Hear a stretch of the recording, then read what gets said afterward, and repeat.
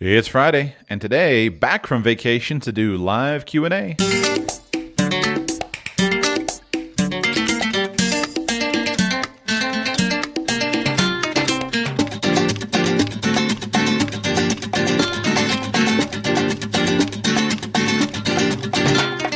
Welcome to Radical Personal Finance, a show dedicated to providing you with the knowledge, skills, insight, and encouragement you need to live a rich and meaningful life now while building a plan for financial freedom in 10 years or less. Today is Friday, July 15, 2022, and today, after an extended break for a summer vacation, we are back at it with live Q&A. Open phone lines, call in, talk about anything you want.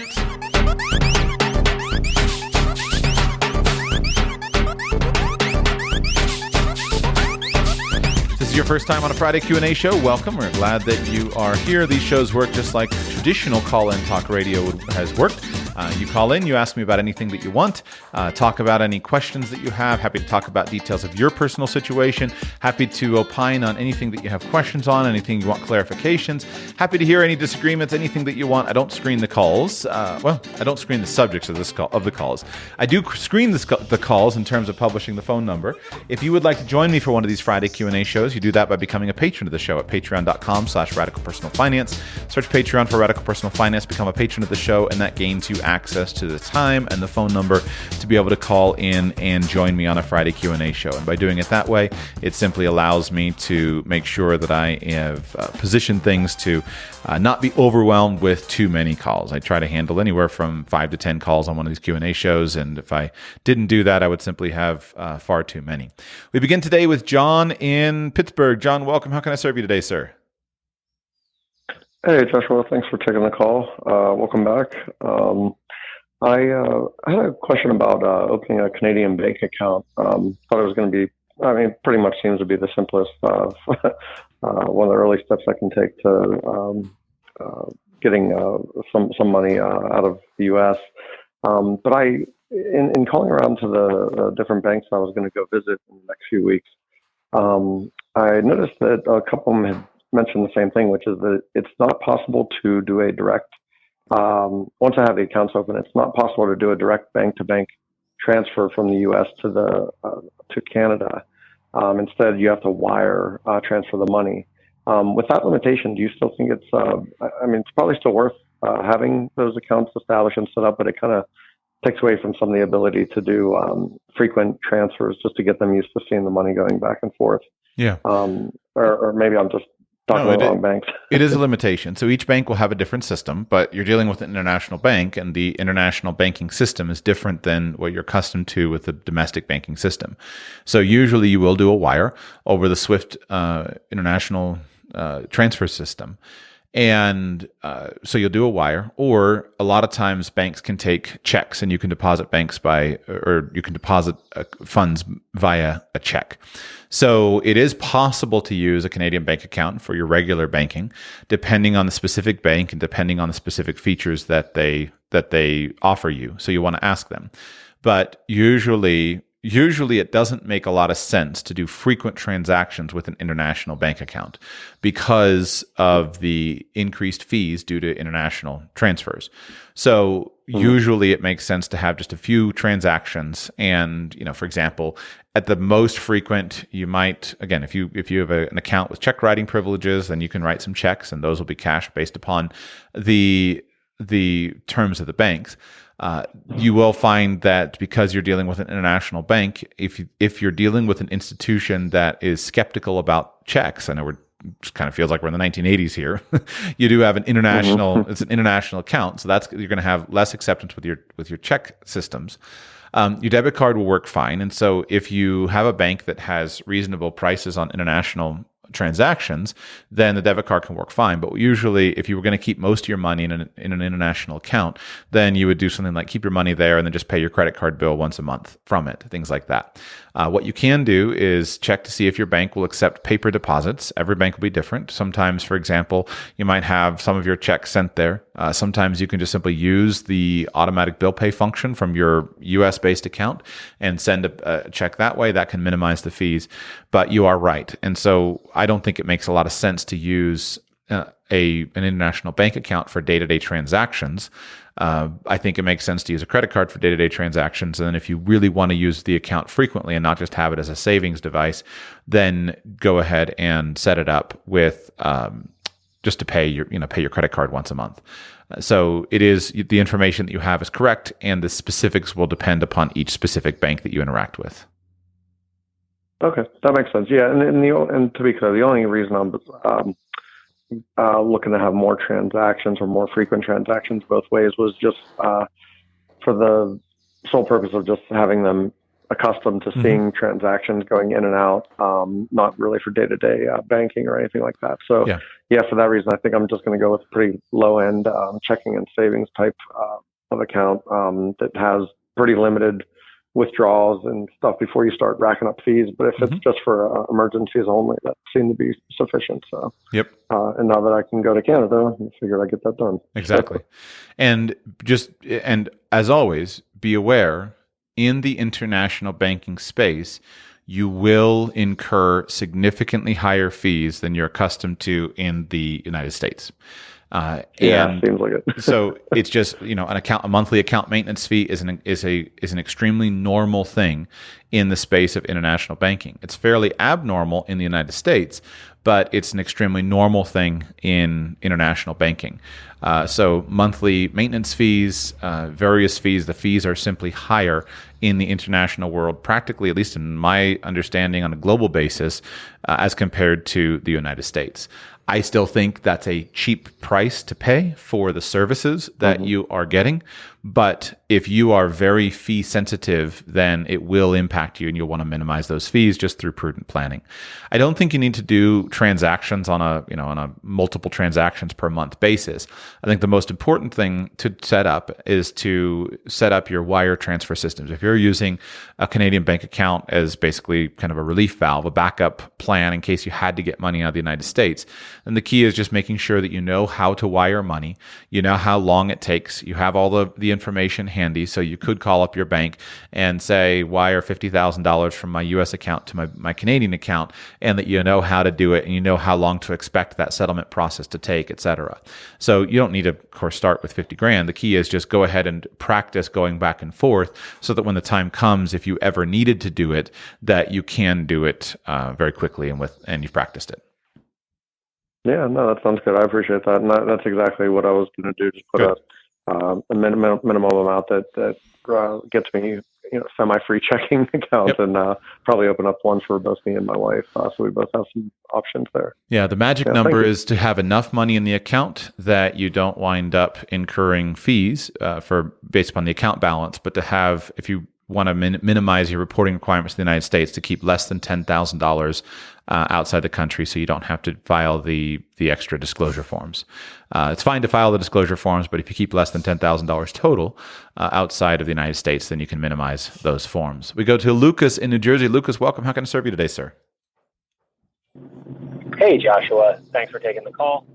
I'm underway on the Mexican temporary residence process, and so I'm pretty excited about it. I got the temporary visa, so I found out part of that is going to Mexico to actually get the card. And from what the agent was telling me at the consulate, there's some requirements in there about time to renew the card within, I think it was 55 days before expiration to get it to the 3-year. But she also mentioned that it would be difficult to say at this point how long that process takes to go from the temporary residence visa to the card. So a little more complicated than I initially anticipated. And I know previously you had recommended using lawyers in the local areas where you're planning to do any international planning. And so, do you still recommend that using a lawyer for immigration purposes, even for Mexico, which is pretty simple comparatively? And 2, are there any resources that you've used to find international services like lawyers, accountants, things like that? I'm a little sensitive to hiring someone for a service like that who I haven't vetted, and I'm not sure how to do that internationally. Understood.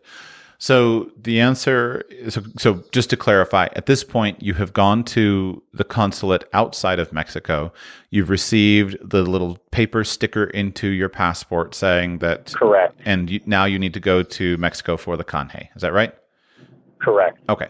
So yes. So as I've said, in most things, you can do most of the stuff yourself.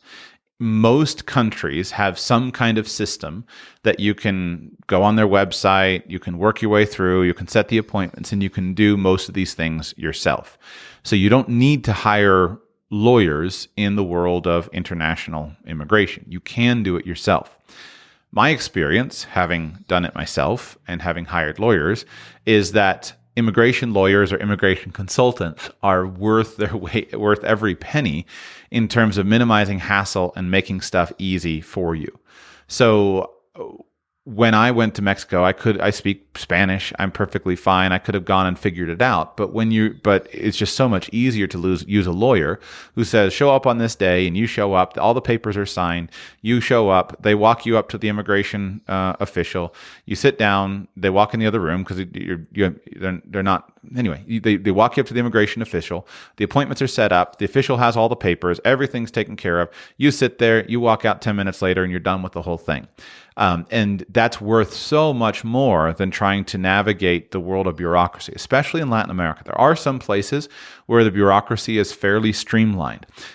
So, can you do Canadian Express entry yourself? You can. I still think you should use a consultant unless you're totally broke. I think it's worth your time just to use a consultant, but you can do a lot of it yourself. But if you compare the Canadian system versus the Mexican system is so much more, the bureaucracy in Latin America is really, really intense. And so basically what you pay for with a lawyer or a consultant is to make your life easy and to make all of your planning easy. And my experience, again, having done it myself and having not done it myself, I have promised myself that going forward, I'm generally just always going to use a lawyer. Because when I compare my experience I've done 2 programs with lawyers and consultants, and I've done 1 program myself. When I compare my experience in those areas, it's just night and day better with a lawyer. So yes, I do still recommend it. And I can't tell you how to actually navigate the bureaucracy yourself if you want to do it, because it will depend upon a state-by-state basis, a city-by-city basis, and even an office-by-office basis. And it's very difficult to figure out what to actually do from the internet. You and I are generally fairly accustomed to doing everything online. But although there's been major modernization in many of the international immigration programs that you can do more things online, and in fact, they'll often require you to do things online, right? I'm sure the Mexican consulate required you to establish an appointment online and all that stuff online. But when you try to do it online with systems that aren't fully self-explanatory, and you're trying to do it in a second language, and you're trying to interpret what the second language means in a legal context to figure out exactly how to do it, it is complex. So the answer to your question number 1, do I recommend a lawyer? Yes, I do. If you hire a lawyer, right? I've had Miguel from San Miguel Legal on. If you work with him, sanmiguel-legal.com, not Miguel, blanking on his name. But if you hire him and his firm, basically you send him all the stuff. He arranges everything in advance. You tell him the day that you're going to come to Mexico. You show up in Mexico. You go to the office. His team meets you there. You basically need to be there for 2 days, in essence, and everything is just handled. And that makes the process really, really simple, and that's why I recommend it. I think time is money, and the hassle is pretty intense. Now, if you were, and this is clearly not you, but if you were 22 years old and you want to live in Mexico, and you're actually in Mexico, and you're trying to, and you can go down to the office and you can talk to a person, and they'll give you a brochure, and they'll say, here's how you go through the brochure yourself, and step by step. Yeah, you can do it yourself totally. So I want to be clear, it is totally possible to do yourself, but it's just hard to do yourself not being physically in the country that you're trying to accomplish the immigration process for. Number 2, how do you find international services? I'd say the 2 common ways. Number one is through a referral. If you know someone who has done something, has been happy with their service provider, that's usually the number one way. So, when I make a referral at sanmiguel-legal.com, I'm pointing you and saying, hey, this is a good firm. They do a good job. Reach out to them, see if they can get in touch with them. That's the number one way. So if you have a friend of yours who's done it, or you know someone who's done it, then that's a good way to get a referral. Or number two, I think it's perfectly fine to go with a firm that advertises their services in this way. There's not much of a vetting process necessary for this kind of thing, right? This is not like you're hiring a lawyer to defend you for a murder trial, where that's a much more difficult thing to do. This is pretty much what's the right word? An administrative process, and it doesn't require it just requires experience. So if you find a firm that advertises that they say, hey, I want to do Panama, and you do a web search for Panama immigration lawyer, you'll find all kinds of firms. And if they just feel legit and you talk to them and they sound legit, I think that's good enough. And then what you can simply do is you can protect your, search for reviews, of course, but it's a fairly straightforward business, and you'll generally make an upfront payment of some kind, and then you'll pay the balance when the services are rendered, and you'll be able to figure out whether the services are actually being rendered properly. So it is harder to do due diligence, but if an outfit is advertising their services, they're holding themselves out as doing this work with a website, and they are maybe actually advertising somewhere, and it feels normal, I think that's good enough. I'm not aware of this being an area of widespread fraud. Now, it is true that you will generally have a different service standard with kind of local firms, right? So one of the classic things is, let's say you go into a totally new country and you say, I want to hire a lawyer. Well, you'll find you will find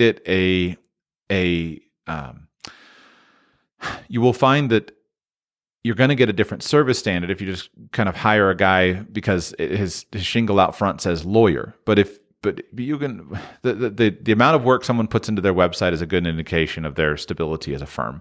So I've hired 4 lawyers in the international immigration affairs on different things, and I've just done it based upon, if I had a referral, I've used that, and I've done it just based upon personally their website, finding them with a web search, saying, hey, this feels right, and going with it, and haven't had any problems. Okay, great. Thank you. I may reach out to San Miguel Legal and ask for referrals in certain areas. That if I'm going to be spending a couple of days in Mexico to do this, I'd like it to be in an area that is particular to my interests. So I'll start with that as a referral process. Really Absolutely. Appreciate it. Thank you. My pleasure. All right, we move on to Trey in Texas. Trey, welcome to the show. How can I serve you today, sir? Hey, Joshua. So I made a pitch to my wife 2 nights ago about her potentially taking a couple of years off from work and staying home with our 1-year-old and the potential new kids that come along during that time. And then the very next day, you dropped a new podcast that talks about how important it is to protect your income.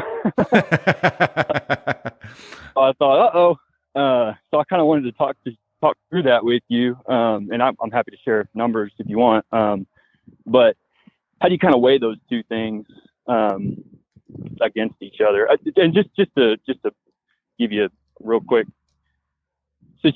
picture of our scenario, my income is more than sufficient to cover our lifestyle, assuming that we downsize from 2 properties into 1, which is a perfectly reasonable change to make. And then, that's basically it. So, I'm fully remote, and I think it would make big quality life improvement if we didn't have to deal with 2 jobs where she's actually at a brick and mortar job. Mm-hmm. And, we could downsize into 1 property for a few years, kids start going to school, then, school district or whatever we're going to do there, and based on that. So I think it's important to begin. My answer to your question is, I believe the analysis is done from a different perspective. Financially speaking, I can't think of a scenario where I could argue to say that you're going to be financially. I can. So let me change what I'm saying.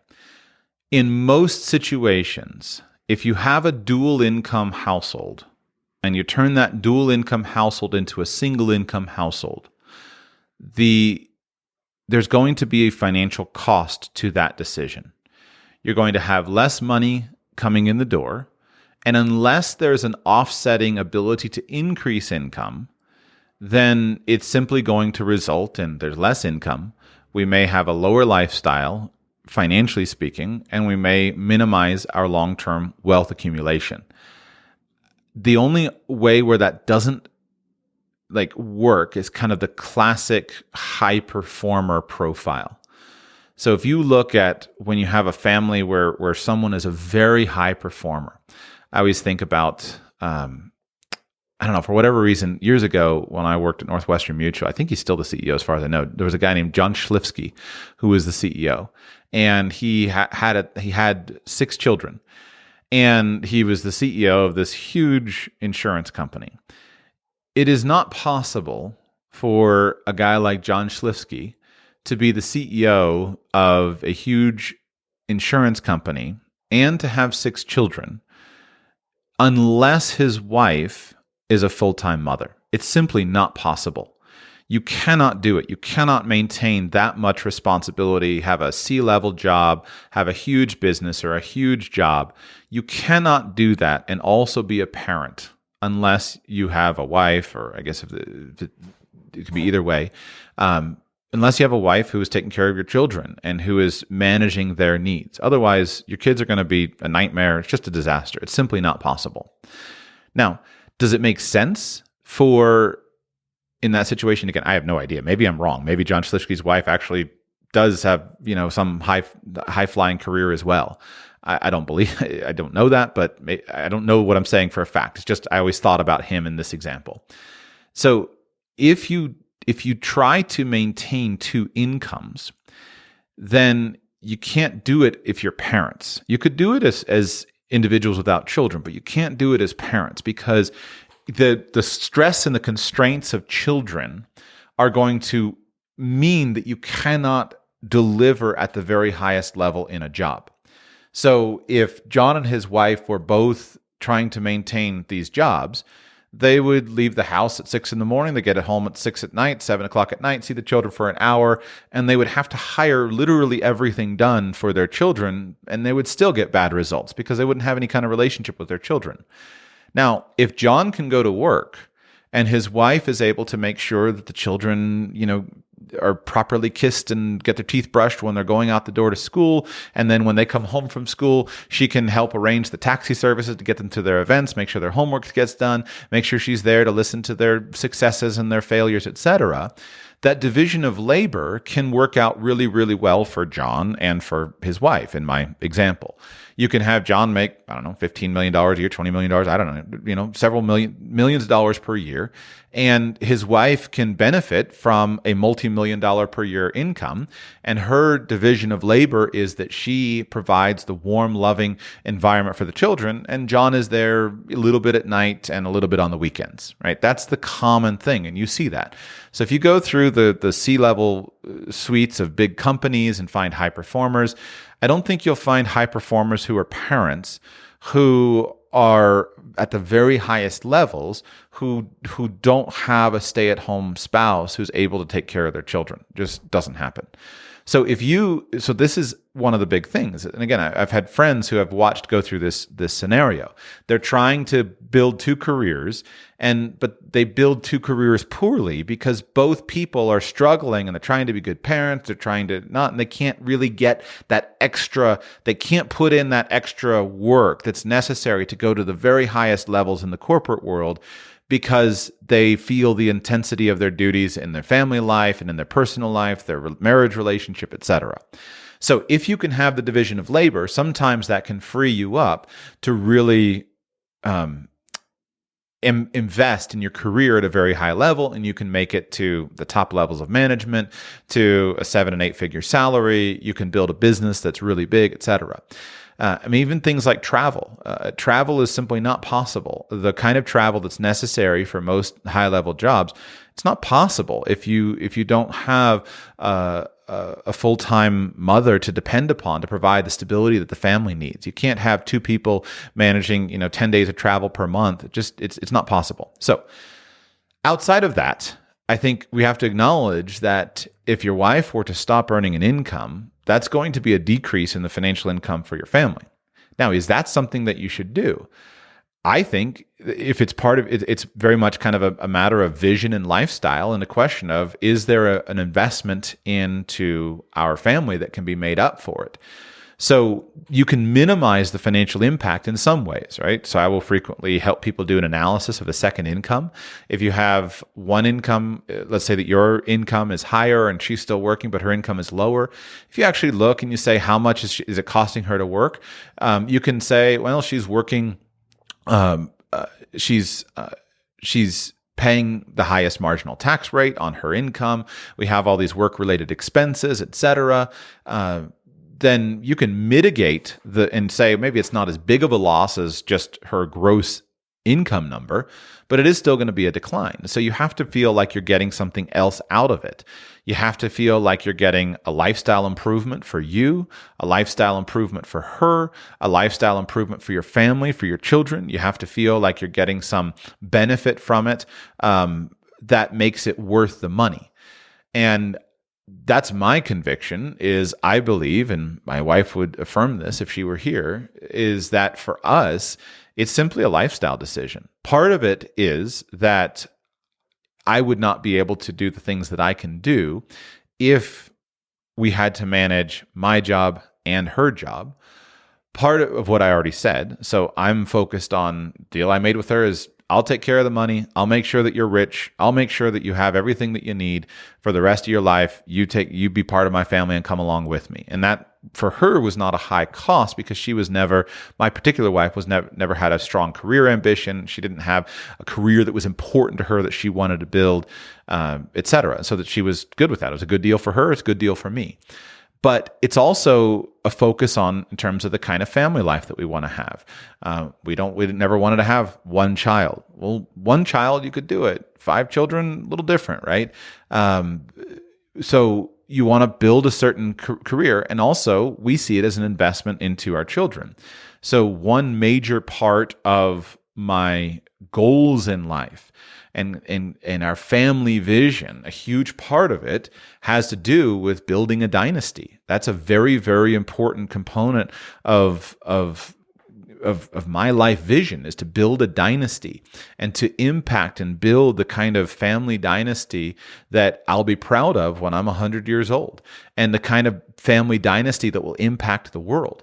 And I can't get that unless I put in place a system where I can see to the needs of my children in a really strong way. And so the investment, right now as I record this, my wife is doing Fun Friday with the children, and they've done schooling all week, they've done all kinds of things, and yet she's still there with them, and she's training them, and she's working with them. We don't have a perfect family. We have many challenges, but she's laser focused on that, and that's an incredible part of it.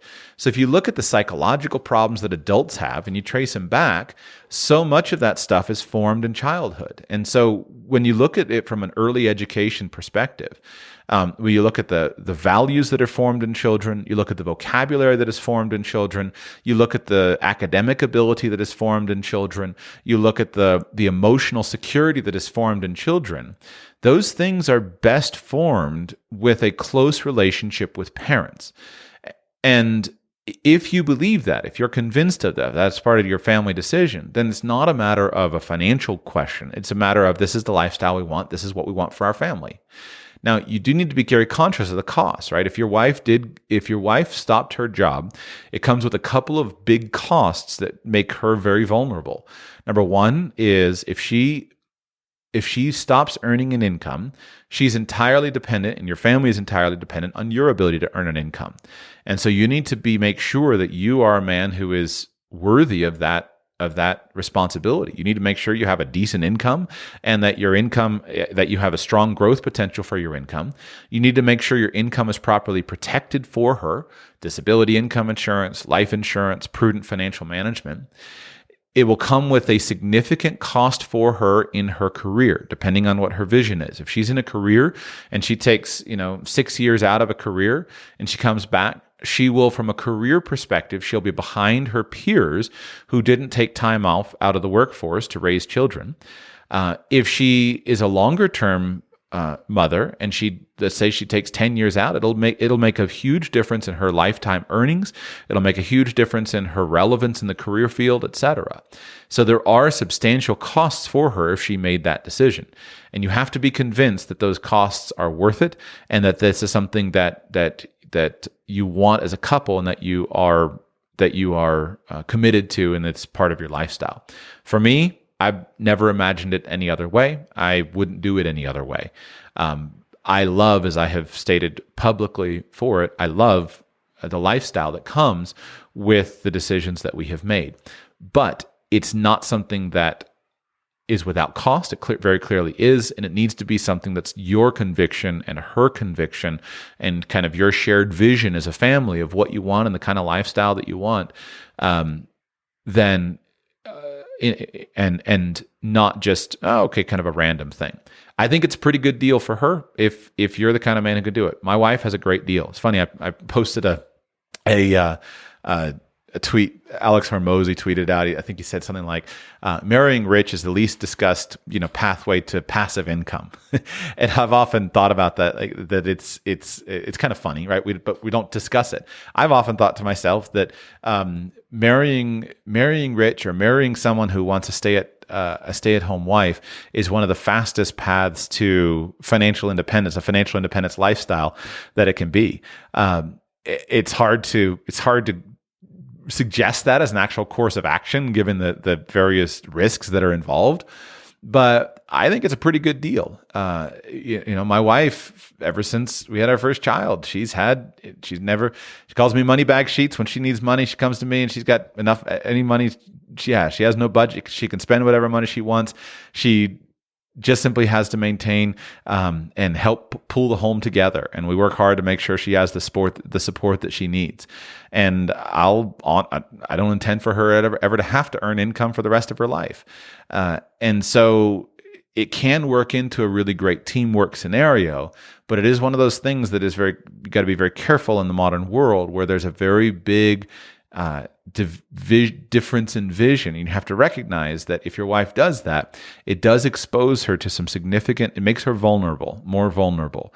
And so you have a responsibility to honor her and to protect her in that and to make sure that she's going to be better off if she does that than not. And this is where it's especially difficult. Family relationships are very difficult for men and women in 2022 because she has to think very carefully about making herself vulnerable in that way and come to the decision. So that was kind of a deep question. Let me say one more thing and then I'll let you respond. I would make all those things independent of the comments that I said about, maintain your income, et cetera, unless there was something unique to your situation about it.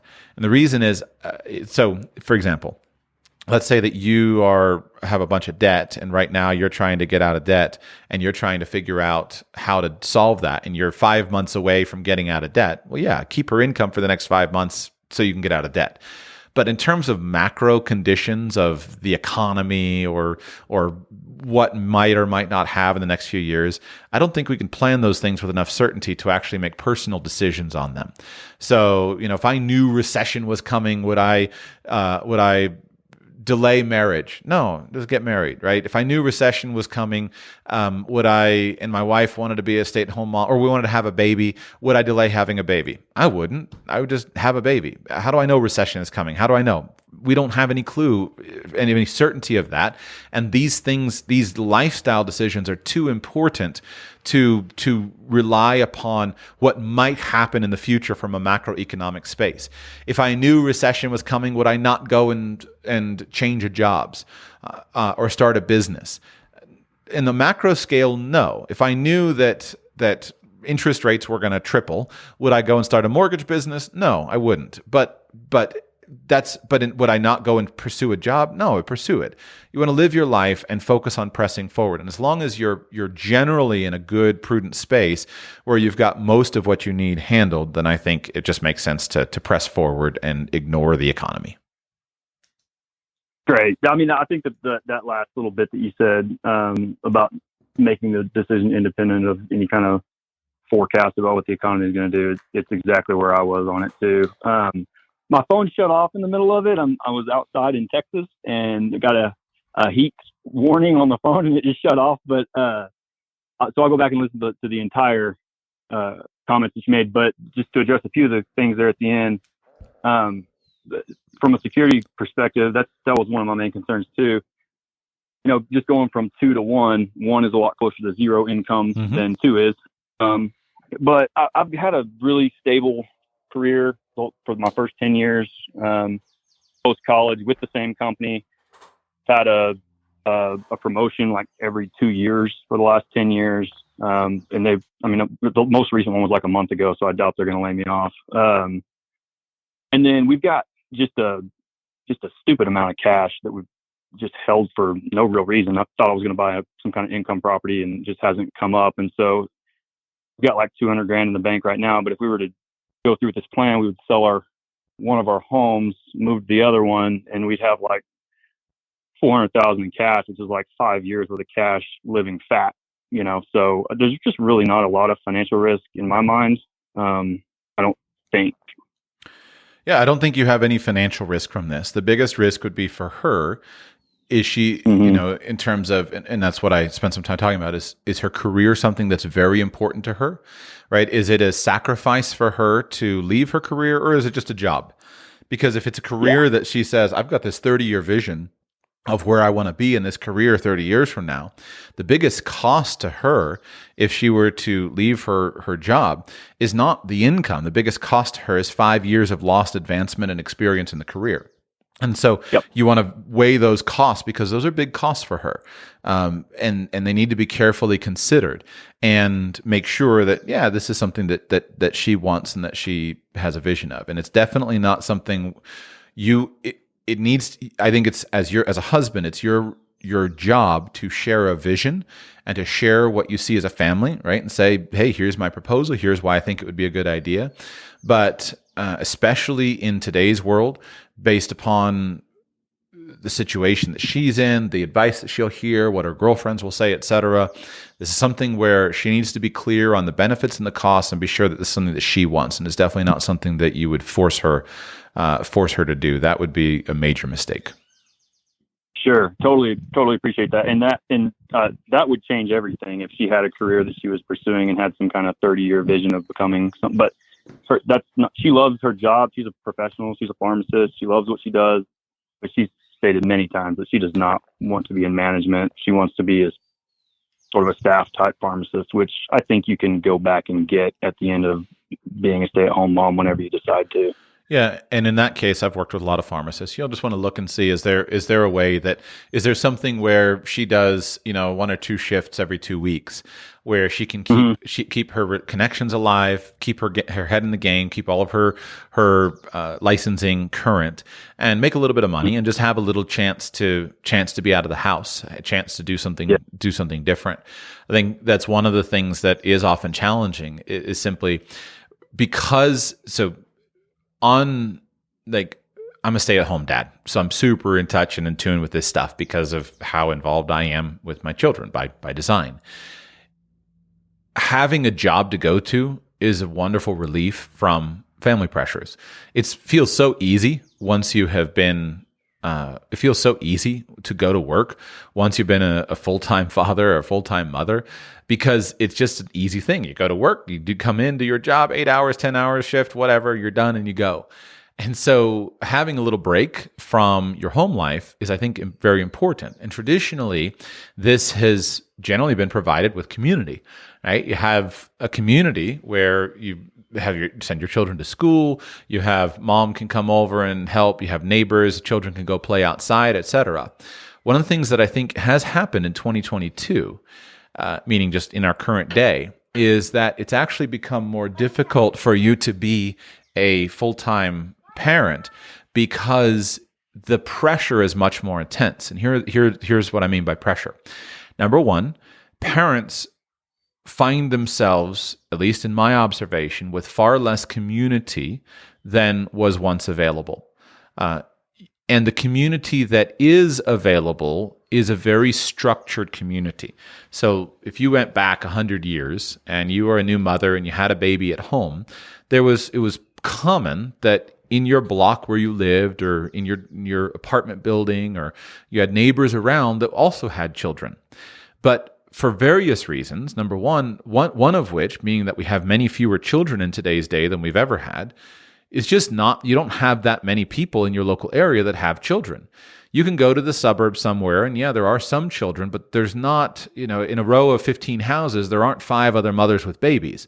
There might be one other mother, and she might have a 3-year-old, not a baby. So there are just far fewer families, far fewer children.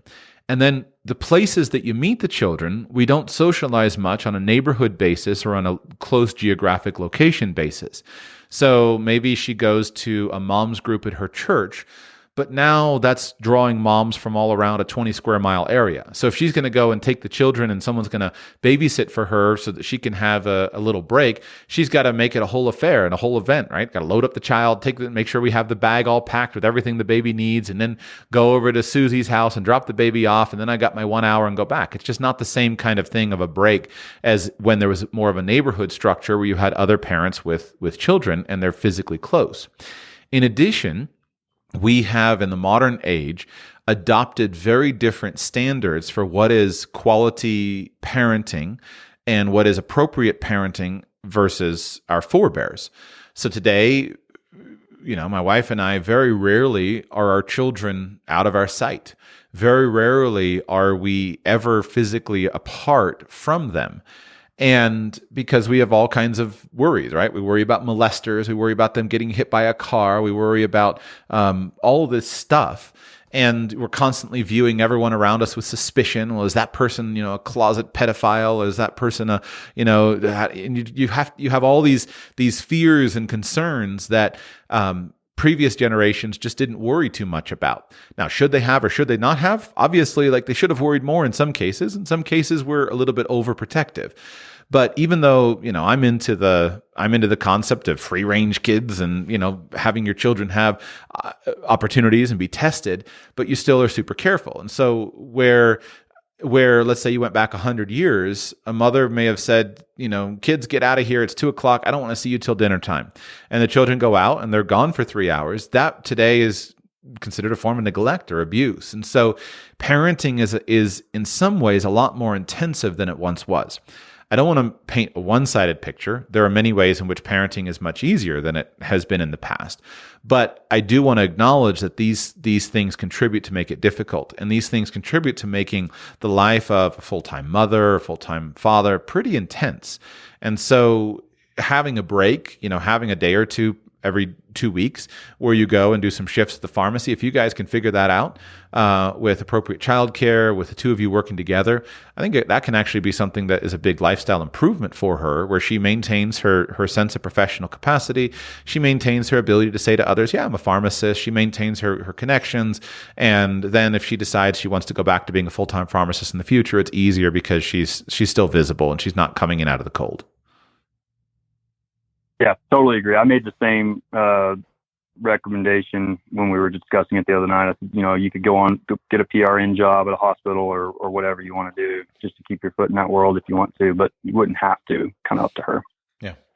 And the good thing about this is that none of this stuff is, especially with her being a pharmacist, she's highly employable, I would think.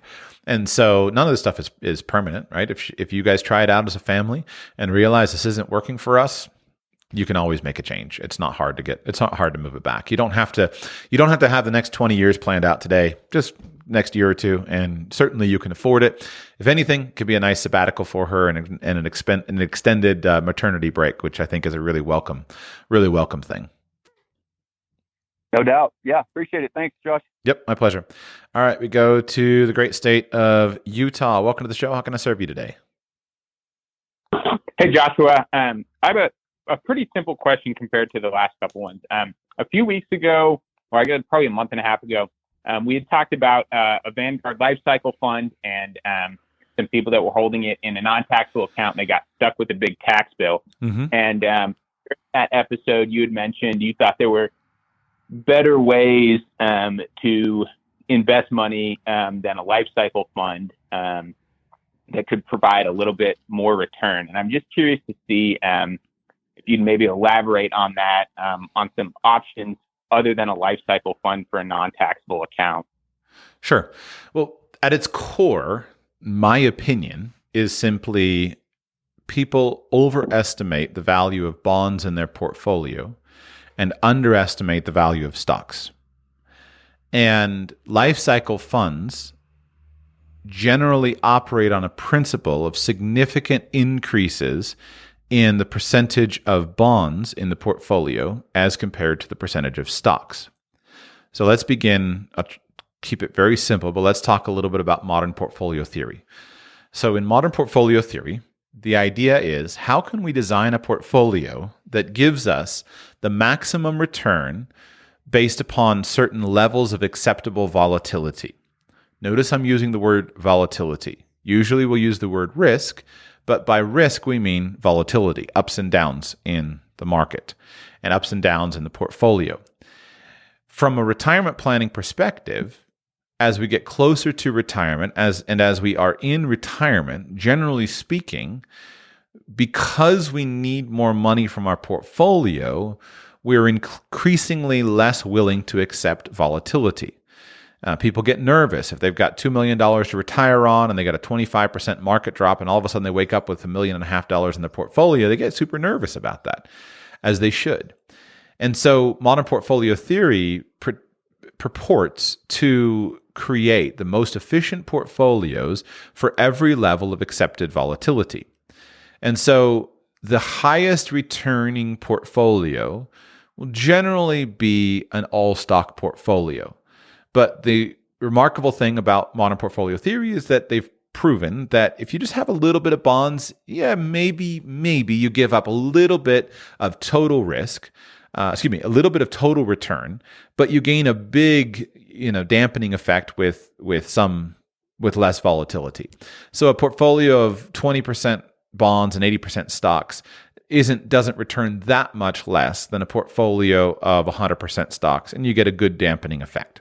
And then there's the curve, right? The efficient frontier of how much volatility are we willing to accept? And you go back to the 60% bonds and a 40% stock portfolio. So this is modern portfolio theory, and this is what portfolios are built on. And that's what a life cycle fund generally does. It says, okay, we're going to start you right now with an 80-20 stock to bond ratio, and we're going to move you steadily towards a 20-80 bond to stock ratio. If you're 80 years old, we think that 80% of your money should be in bonds and 20% in stocks. So my complaint about that personally is simply this: I don't buy that that's the right move for most people.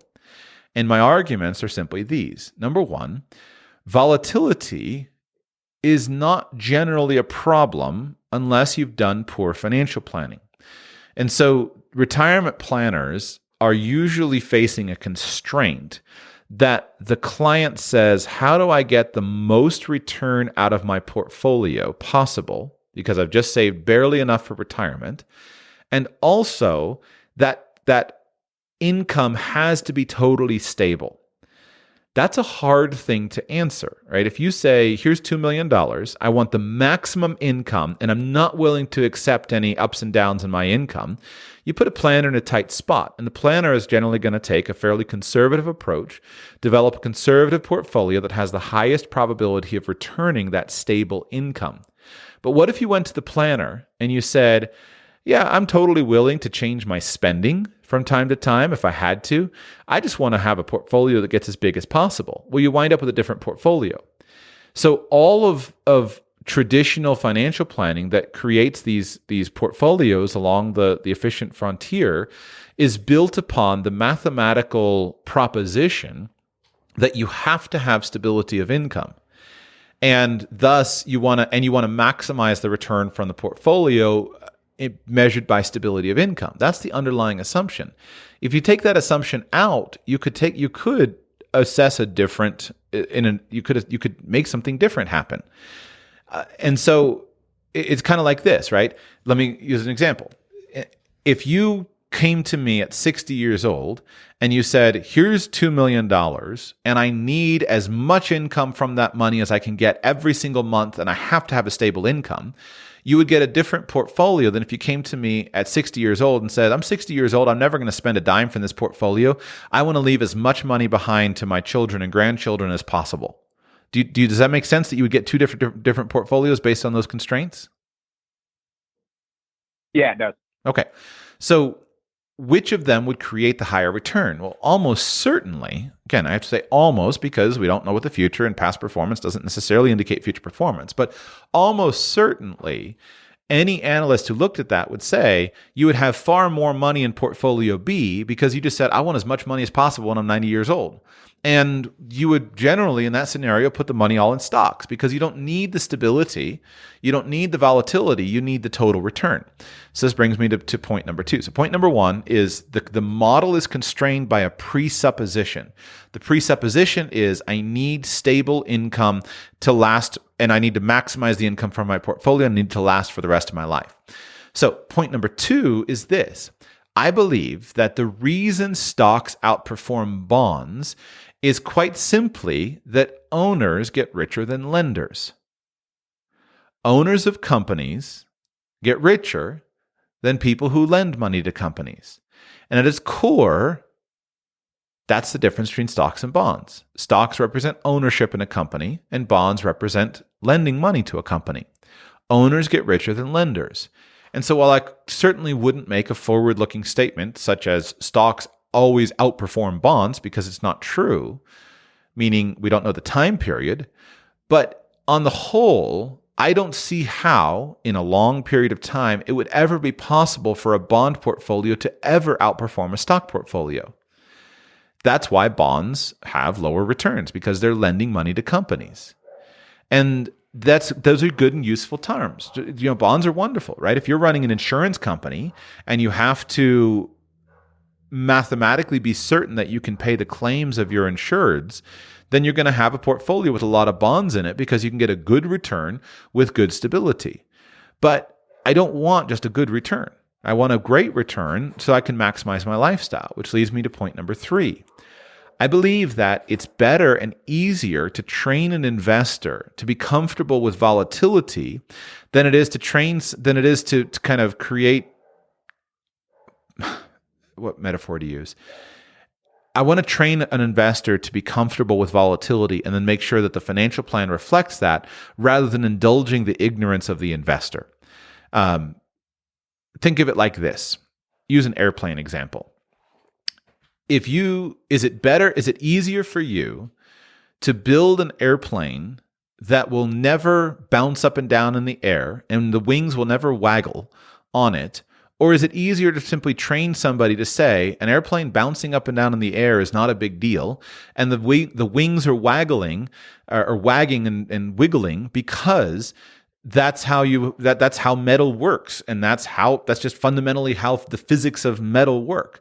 I remember one of the first airplane flights I was on with my dad, and I looked out the window and I saw the wings wagging up and down. And I said, Dad, isn't that a bad thing that the wings are wagging up and down? I said, Joshua, if the wings didn't wag up and down, the whole plane would fall apart because you can't create perfect rigidity, and have something strong. And so the fact that the wings wag, that's just how it works. And for the rest of my life, it's always been normal.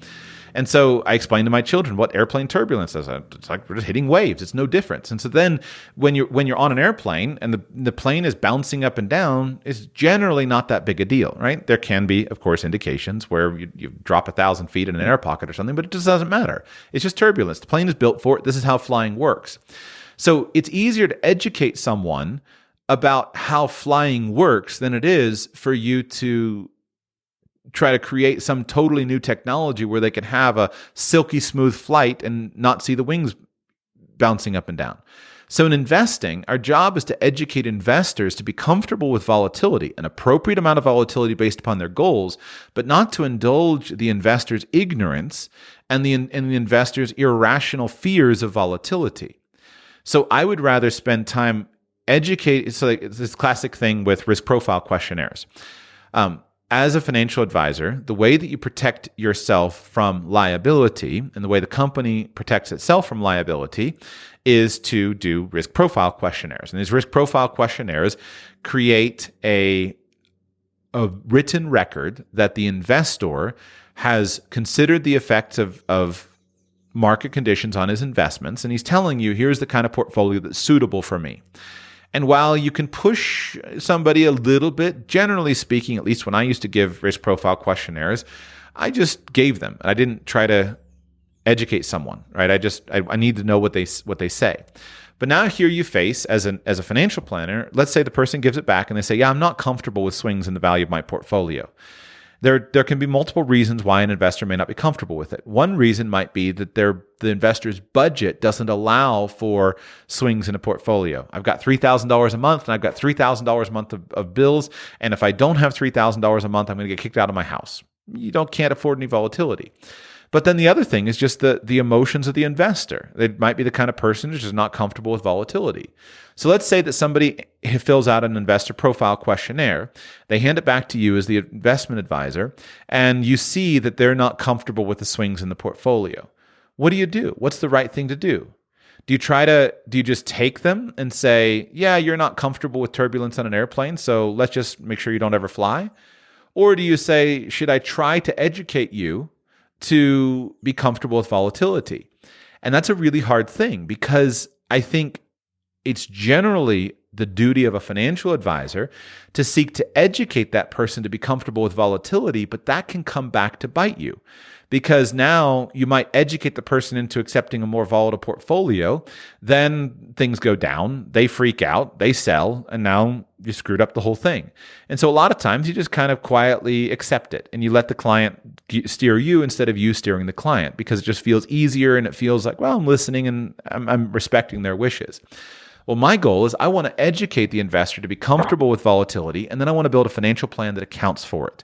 And so if there's no way in the world where you can have somebody with a 50-year investment time horizon, which we'll get to that in a moment, and them not be better off 50 years from now with owning a bunch of stocks versus owning a bunch of bonds.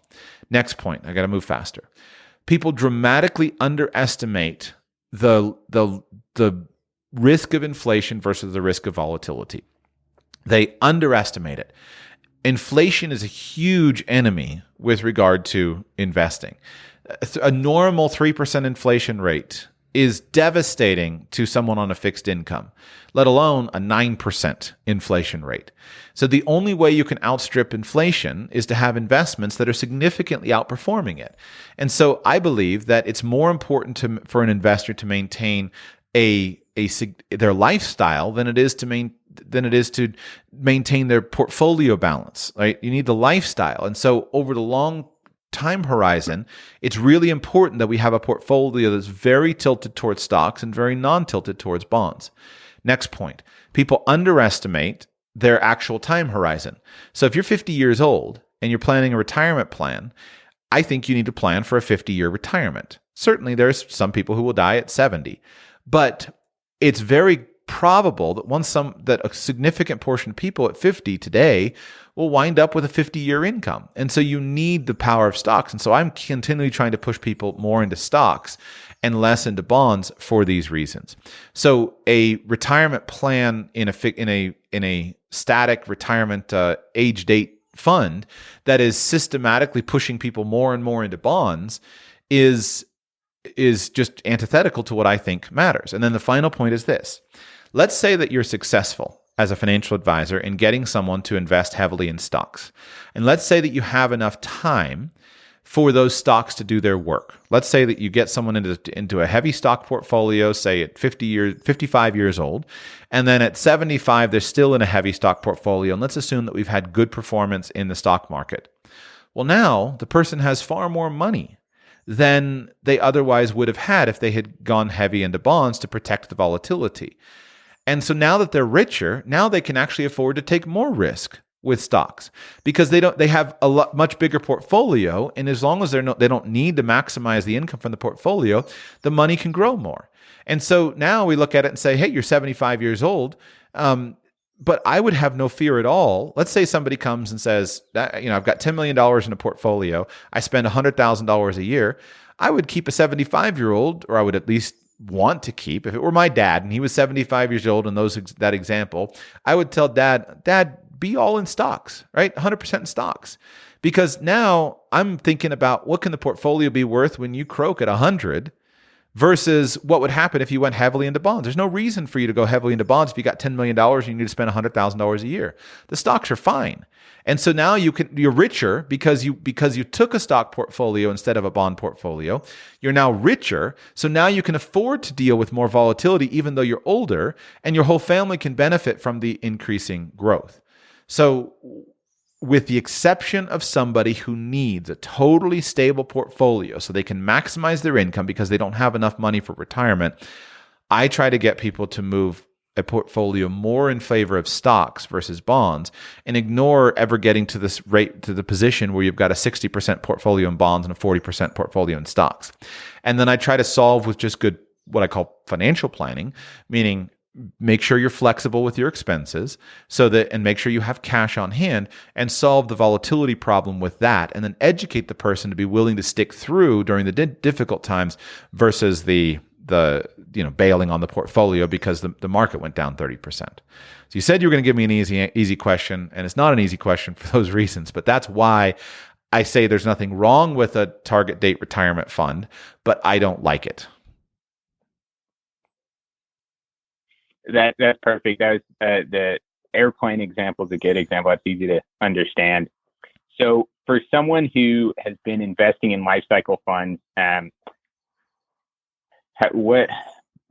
the best way to go about transitioning out of that? To get away from a large percentage in bonds.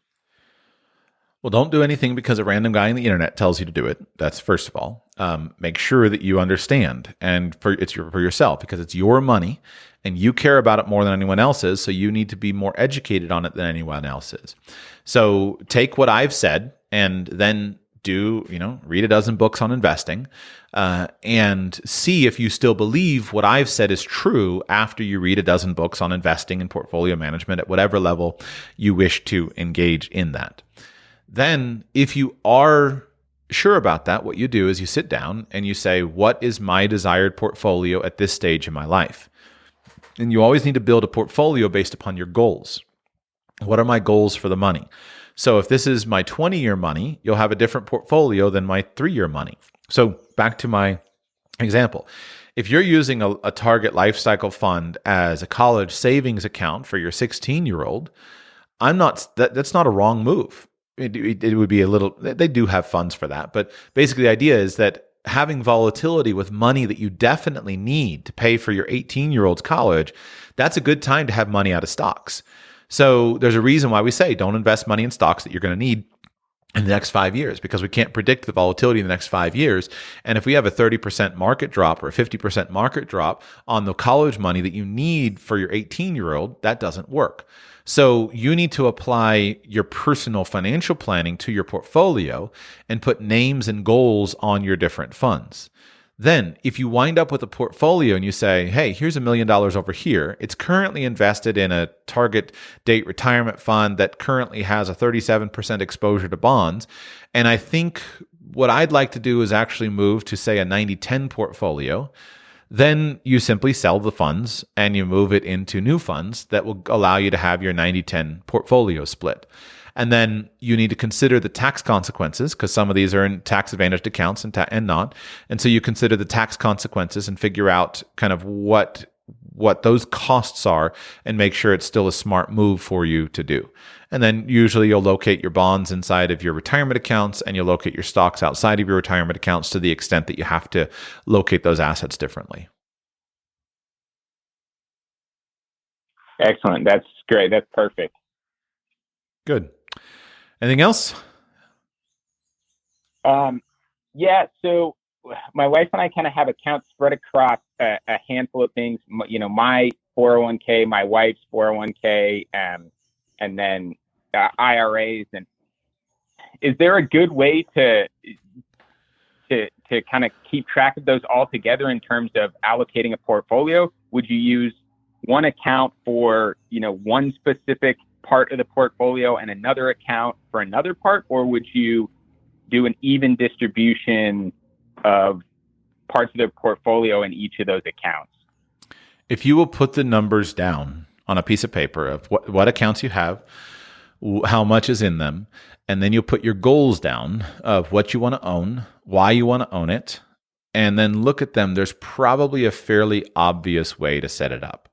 So that kind of question, I can't, and I'm not willing to answer in specificity here, but it'll probably be apparent to you once you sit down and actually just look at it.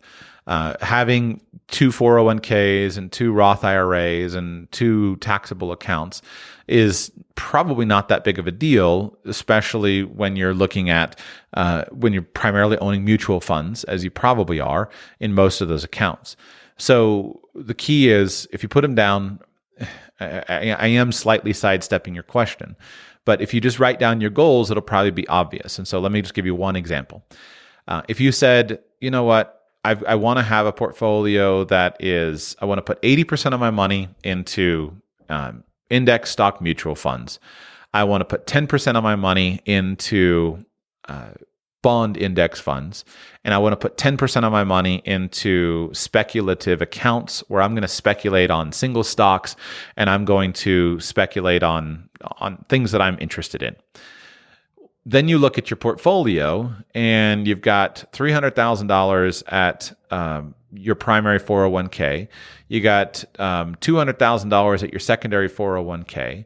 You've got $50,000 in a Roth IRA, and you got another, $100,000 in a Roth IRA. Well, the natural answer would be, and I didn't do my numbers right, I'm making this up on the spot, but you would say, okay, this $50,000 Roth IRA, this is going to be my speculative account. So I'm going to take this to a brokerage company where I can easily speculate. I can play whatever trades I want to play from this account, and this is my play money account. Then we'll go ahead and put our 10% of bond allocation into our secondary 401k because they've got a good bond fund available to us. And then the balance we'll put in stock mutual funds across the other 3 accounts.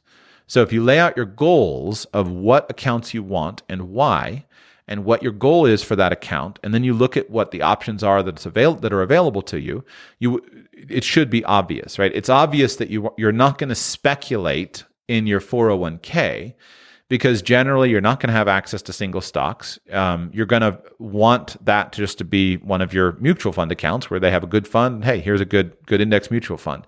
Whereas you put your speculation inside of your individual brokerage account or your Roth IRA with the brokerage where you can do the kinds of trades that you want. So just put it on paper, write out your goals, put out your macro allocation.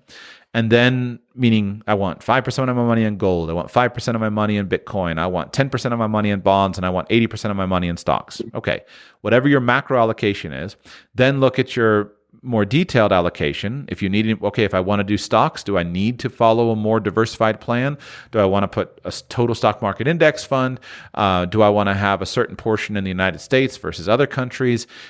And then follow whatever goal you lay out and look at the accounts through the lens of your goals. Excellent. That's great advice. Thanks, Joshua. I appreciate your time. My pleasure. Have a wonderful day. And I believe that brings us to the last phone call of today. I'll just give you kind of my closing discussion here, simply that that same advice applies to any of us, meaning that the definition for what you should do with your money always is going to come down to your goals.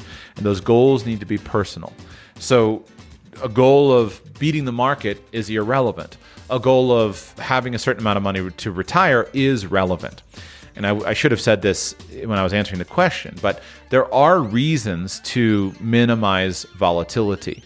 So there are good reasons where someone might say, I don't want to take any volatility because maybe I don't need it, right? The same person with the $10 million and the $100,000 income, that person might not have any desire for the money, in which case minimizing the volatility might be a useful thing.